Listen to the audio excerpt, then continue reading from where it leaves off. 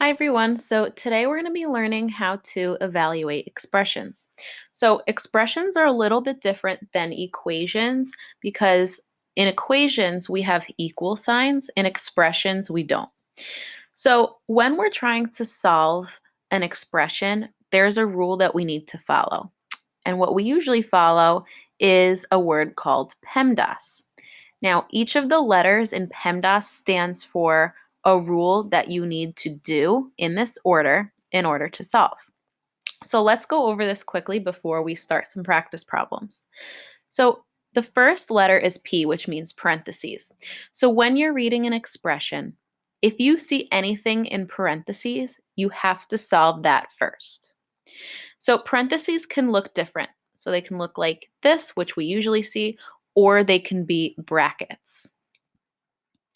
Next comes exponents. So if you see any exponents in an expression, that is the next step that you're going to solve in the expression. Then comes multiplication and division. So the reason I'm saying both of these is together because the order in which you do these depends on the order that it's written in the expression. And here's what I mean. If you take a look over here, it says multiplication and division from left to right. What that means is when you're reading the expression, you read it from left to right. Now, if multiplication comes first when you go from left to right, you're going to solve multiplication first. But if division comes first when reading from left to right, you're going to solve the division first. So M and D depends on the order in which it's written. Next comes addition and subtraction. I'm also saying those together because they also follow the same rule. So addition and subtraction goes from left to right. So if addition comes first when you're reading it from left to right, you're going to solve addition first. And the same thing goes for subtraction. Once you do all of these steps, then you are finished solving and you have an answer. Now, sometimes you'll notice that some expressions might not have certain rules. So, like you might have to solve an expression that doesn't have exponents. That's okay. You just simply skip to the next step of the problem. So, let's do two problems together.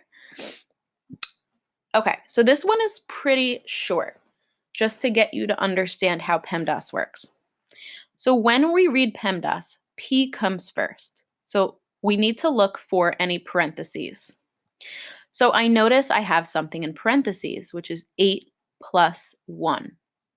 So anything in parentheses, no matter what it is, has to come first. So I immediately drew my arrow. You don't have to draw an arrow, but I do it to help me. 8 plus 1 is 9. So directly underneath, I wrote a 9. And then I carried everything else that I have not yet used down with me. Now I have a simplified version of what I already wrote, and we need to keep solving. So let's go back. Next is E for exponents. I don't have any exponents, which means I'm going to move on. Next comes either multiplication or division. I don't have division, so I know that multiplication will automatically come first. In this case, I have 9 times 7.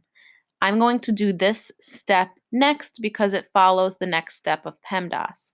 So I draw an arrow. 9 times 7 is 63. Then I bring down what I have not used, which is the plus 9. So I wrote 9 plus 63. Now, since there's no division, the next thing that comes is addition or subtraction. Because there's only addition left, that is what we are going to do. 9 plus 63 is 72. So the answer to this expression is 72. Now let's take a look at a little bit more challenging one. So I see parentheses and then I also see brackets. So when I'm following PEMDAS, I know that parentheses comes first, but we need to figure out which set of parentheses comes first. And the answer is that the brackets will always come first before parentheses. Usually you'll see these parentheses within the brackets. So I notice that this whole thing is written in brackets.